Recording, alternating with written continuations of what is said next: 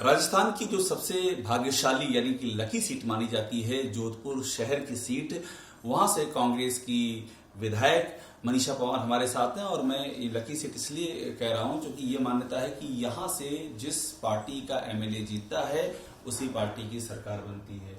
मनीषा जी, ये परंपरा चली आ रही है, ये परंपरा कायम रहेगी इस बार भी? देखिए, जोधपुर के लिए और राजस्थान के लिए तो बहुत ज्यादा लकी हमारे अशोक जी गहलोत है, क्योंकि उनका आशीर्वाद, उनका स्नेह और उनका जादू राजस्थान पे चलता रहता है। और मैंने इस सीट की बात की, मैं जोधपुर शहर की भी वो सीट है जिस पर जो जीतता है उसकी सरकार बनती है। देखिए, ये तो मैं भाग्यशाली हूँ कि 2018 में मुख्यमंत्री जी ने आशीर्वाद रखा और लोगों और कार्यकर्ताओं का आशीर्वाद बना तो मैं जीती और सरकार भी बनी। और जो 5 साल हमने जम के काम किया है, लोगों की सेवा की है, कोरोना काल में जो मुख्यमंत्री जी ने काम किया है उनके आदेशानुसार, और जो विकास और जो मांगा वो भी मिला, जो नहीं मांगा वो भी मिला। ये बताइए, ये तो आप तमाम उपलब्धियां पूरे चुनाव में गिनाई ही आपने, लेकिन आपको क्या लगता है, अब तो नतीजे आने की घड़ी नजदीक आ रही है, लड़ाई कांटे की है, कैसी लड़ाई दिख रही है आपको? जमीनी हकीकत तो चुनाव तो वोट पड़ चुके हैं, आप वो बताइएगा जो दिख रही है। देखिए, जमीनी हकीकत पर तो कांग्रेस का पड़ना भारी है। हमने 5 साल काम किया है, लोगों के साथ रहे हैं, लोगों की सुख दुख में काम आए हैं। कितनी सीटें आपकी आ जाएंगी?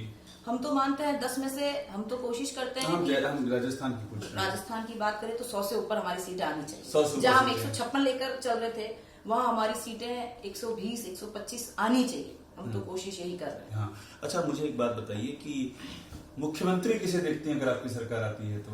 हम तो अशोक गहलोत साहब को देखते हैं मुख्यमंत्री।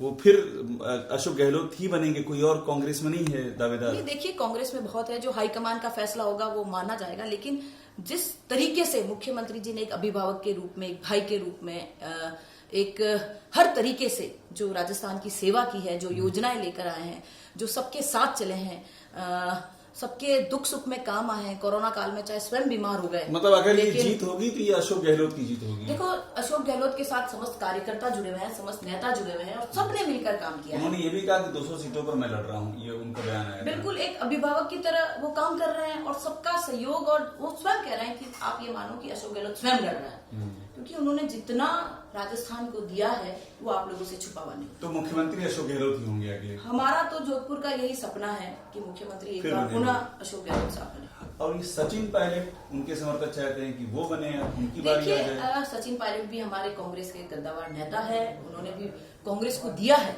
वो जिस परिवार से आते हैं, वो परिवार आज से सिंधिया जी से लेकर राजेश पायलट साहब से लेकर भी 5 साल बाद है कि 5 साल इंतजार करना पड़ेगा या इस बार? देखिए, ये तो शीर्ष नेतृत्व का काम है, जो हमारे अग्रिम पंक्ति के नेता कहेंगे, जो कांग्रेस कहेगी वो हमें सबको कबूल है। की अभी तक की जो विधायक हैं इस समय की, उनको क्या लगता है इस समय किसकी बारी है इस बार?